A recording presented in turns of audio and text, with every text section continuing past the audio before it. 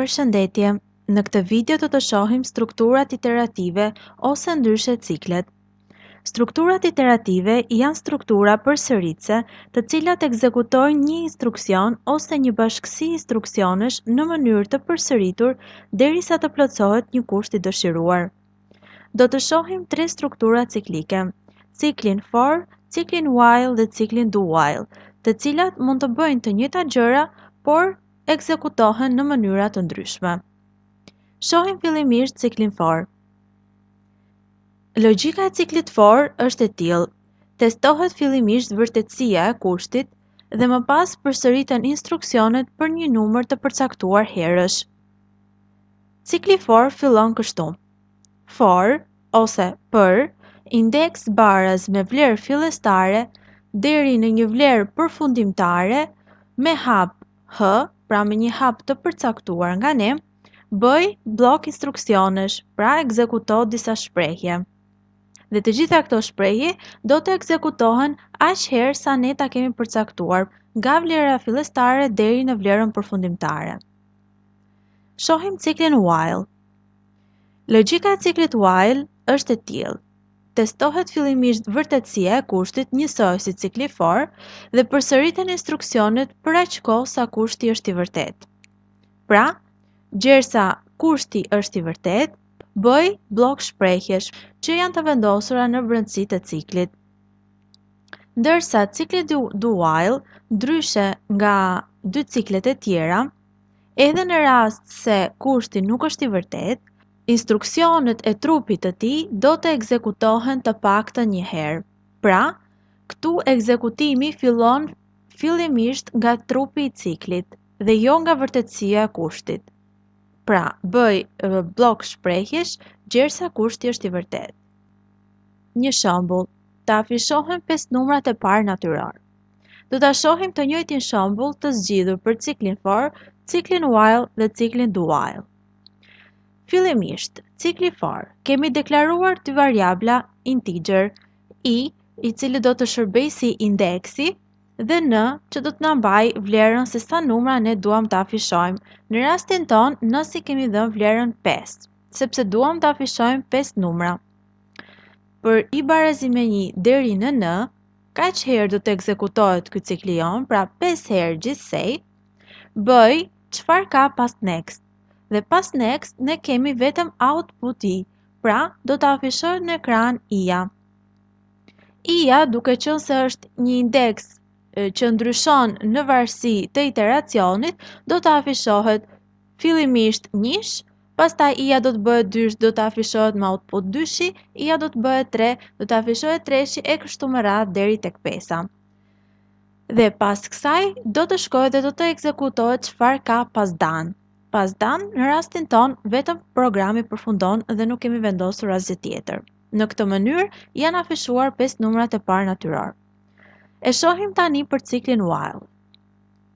Edhe këtu kemi deklaruar variablat integer i dhe n, dhe i kemi dhënë një vlerë fillestare is, sepse ndryshe nga cikli for, ciklit while duhet i përcaktojmë vlerën fillestare me assign, duke u nisur nga vlera 1 derisa i-ja të jetë më vogël barazi se 5, do të ekzekutohet çfarë ka pas true. Dhe pas true ne kemi output i, pra afishon i-n, dhe i-n rritet me 1 çdo iteracion. Fillimisht i-ja ka vlerën 1, afishohet 1-shi, i-ja bëhet i plus 1 bëhet 2. Kontrollohet përsëri, 2-shi më e vogël barazi se 5, true. Afishohet 2-shi, i-ja rritet bëhet 3. E kështu me radhë kontrollohet derisa i-ja të ketë shkuar 6. Dhe kur i-ja ka shkuar 6, kontrollohet 6-ta më e vogël barazi se 5, nuk është e vërtet, kështu që kalojmë tek false dhe ekzekutojmë çfarë ka pas false. Në rastin ton, thjesht programi përfundon. Shohim ciklin do while. E njëjta gjë dhe me ciklin do while, kemi deklaruar variablat dhe dhënë vlerat fillestare.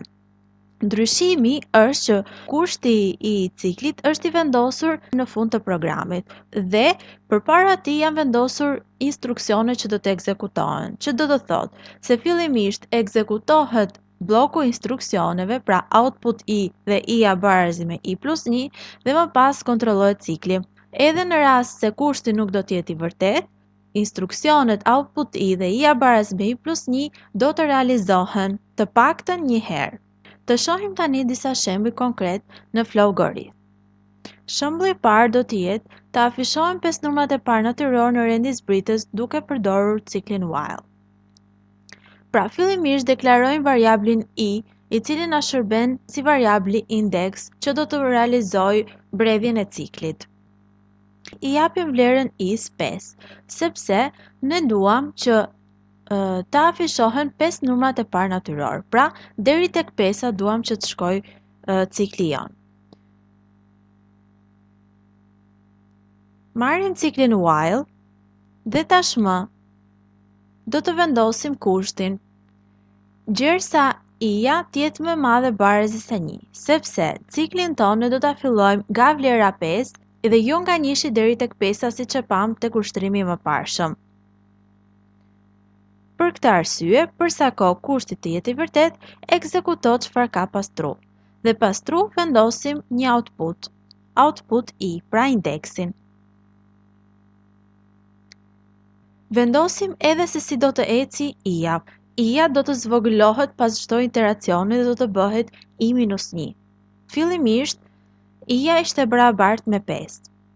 Kontrollojmë tek cikli. Gjersa i-ja të jetë më e madhe barezi se 1, ekzekuto çfarë ka pastru. Pastru kemi output i. Fillimisht do të afishohet 5 dhe pas kësaj i-ja do të dekrementohet me 1, pra do të zvogëlohet me 1. I-ja tashmë u bë 4. Kontrollohet përsëri 4 më e madhe barezi se 1, e vërtet output i afishohet 4 dhe i-ja bëhet 3. E kështu me radhë derisa të kemi arritur në fund të ciklit, derisa i-ja të jetë bërë 0 dhe kontrollojmë 0 më e madhe barezi se 1 nuk është e vërtet, kështu që do të shkojmë dhe do të ekzekutojmë çfarë ka pas false. Pas false në rastin ton është thjesht përfundimi i programit. E shohim të ekzekutuar tashmë. Me jeshile përcaktohen hapasapi se çfarë po ekzekuton programi jon. Dhe po ta shikoni, cikli është duke u përsëritur disa herë. Dhe eksaktësisht 5 herë. Pasi ai përsëritet 5 herë, programi përfundon. Pra ju e shikoni, është ekzekutuar 5, 4, 3, 2 dhe 1. Shohim ushtrimin e radhës. Të gjendet vlera e serisë për 3 kufizat e para.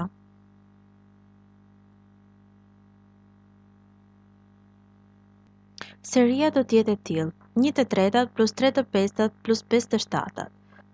Ajo që duhet të bëjmë ne është të gjejmë një rregull për emëruesin dhe numëruesin. Shohim rastin e parë. Rregulli për numëruesin do të jetë 2n minus 1, për arsye se vlerat e numëruesve ne i kemi 1, 3 dhe 5. Për n barazi me 1, kemi 2 herë 1 minus 1 është e barabartë me 1. Për n barazi me 2, 2 herë 2 minus 1 e barabartë me 3. Për n barazi me 3, kemi 2 herë 3 minus 1 e barabartë me 5, e kështu me radhë. Pra, ky është rregulli për numëruesin. Të shohim tani për emëruesin. Formula në këtë rast për emëruesin do të ishte 2n plus 1. Të shohim tani se si të gjejmë shumën e serisë të paraqitur me blok skema. Fillimisht duhet të deklarojmë një variabël i cili do të na mundsojë mbledhjen e cikël, variablin ku do të ruajmë emëruesin dhe një variabël ku do të ruajmë numëruesin. Të treja këto vlera do të jenë të tipit integer.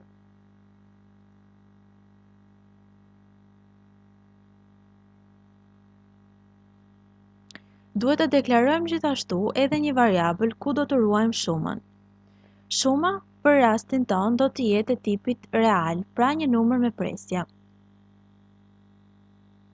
Pas kësaj, vendos një vlerë fillestare për shumën. Vlera fillestare do të jetë e barabartë me 0. Nis të bëjmë ciklin, po zgjedh një cikël for. Tek variabli përcaktojmë indeksin që do të na mundsoj bredhjen e ciklit. Vendosim vlerën startuese 1, pra për indeks barazi me 1, deri në një vlerë përfundimtare që do të jetë 3 në rastin ton, se shumën e 3 kufizave duhet të gjejmë, me hap 1. Pra tek stepi është i përcaktuar hapi. Dhe përsa kohë të jetë i vërtet, atëherë bëj çfarë ka pas next. Pas next për ne do të ketë përcaktimin se si do të eci numëruesi dhe emëruesi. Numëruesi e kemi sipas formulës 2n-1, ku rolin e n-s e luan i-ja, sepse i-ja është variabli i cili do të inkrementohet vazhdimisht. Gjithashtu, përcaktojmë edhe se si do të eci emëruesi sipas formulës 2 herë i plus 1. Pasi kemi vendosur formulat, duhet që të gjejmë shumën. Shuma do të jetë e barabartë sa vlera që ka variabli shuma plus numërues përmbi emërues. Pasi të ketë përfunduar ekzekutimi i ciklit for, do të shkojë dhe do të ekzekutohet çfarë ka pas danë. Në rastin ton, thjesht do të afishohet shuma e serisë. Shuma e serisë baraz end shuma.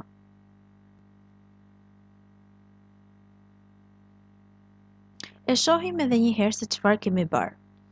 Kishim kërkesën të gjendet vlera e serisë për 3 kufizat e para.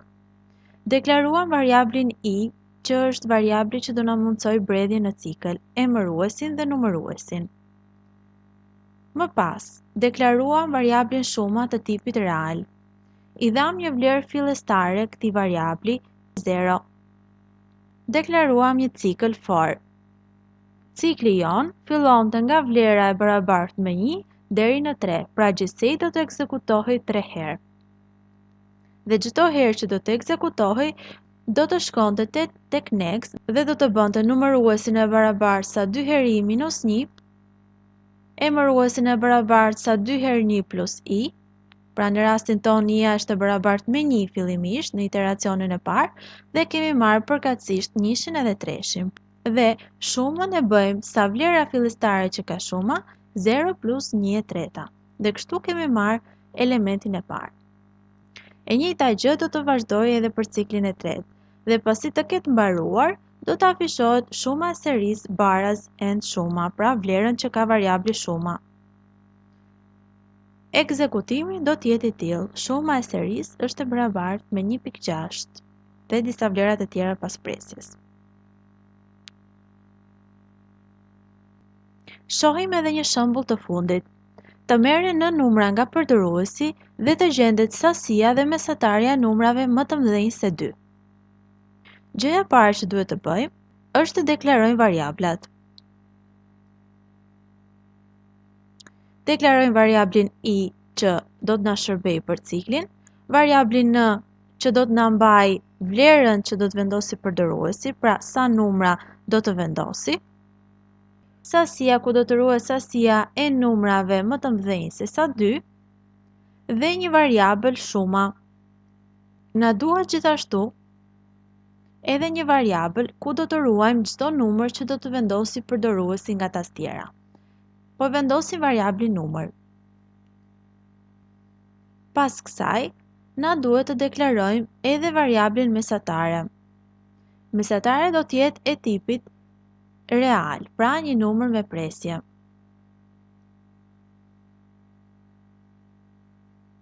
I japim një vlerë fillestare variablit shuma, vlerën 0. Pas kësaj, na duhet që t'i afishojmë përdoruesit një mesazh që ai të vendosi numrin n. Me input e marrim nën.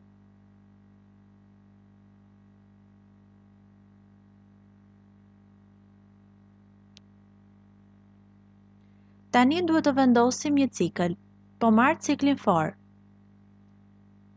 Bredhjen e ciklit for do të na mundsoj variabli i. Do të nis nga vlera 1 deri në vlerën përfundimtare n, që është vlera që ka vendosur përdoruesi dhe hapi do të jetë 1. Për sa kohë të jetë i vërtet, do të ekzekutohet çfarë ka pas next. Do të jetë një mesazh ku do t'i thuhet përdoruesit të jap elementin e radhës. Me endi I, ne mundsojmë që t'i afishojmë përdoruesit jep elementin e parë, e dytë, e tretë e kështu me radhë. Me input e marrim dhe ruajmë tek variabli numër. Pas kësaj, kontrollojmë. Në qoftë se numri që ka vendosur përdoruesi nga tastiera është më i madh se sa 2, atëherë bëj çfarë ka pas true.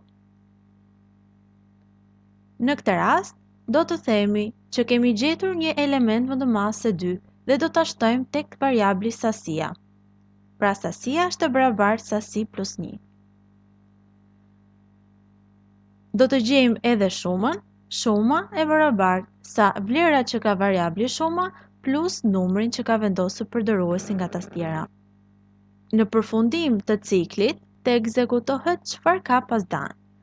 Pas done do të jetë gjendja e mesatares së këtyre numrave. Kështu që me assign vendosim mesatarja do të jetë e barabartë sa shuma pistim për sasia. Me output e afishojmë mesataren dhe sasin në ekran për përdoruesin. Sasia e numrave më të mëdhenj se 2 është end sasia. Bashkangjitim edhe mesatarja e tyre është e barabartë end mesatarja. Tani ekzekutojmë programin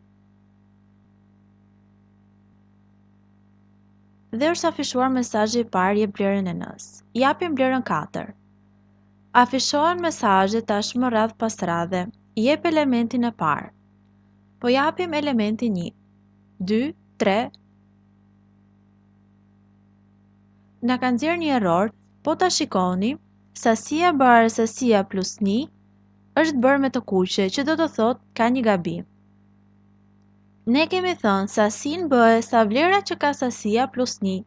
Mirë po, sasis ne nuk I kemi dhënë një vlerë fillestare, dhe programi nuk e kupton cila është vlera fillestare që ka sasia. Për këtë arsye, njësoj sikur se kemi bërë me shumën barazi me 0, vendosim sasia barazi me 0. Tani do të shohim që ekzekutimi do të vijojë normalisht. Japim vlerën e n-s dhe elementet 1, 2, 3, 4. Në fund u afishua sasia e numrave më të mëdhenj se sa 2 është 2, pra 3 dhe 4. Dhe mesatarja e tyre është 3.5. 3 plus 4 bëjnë 7, pjesëtim për 2, 3.5. Këto ishin shembujt për sot.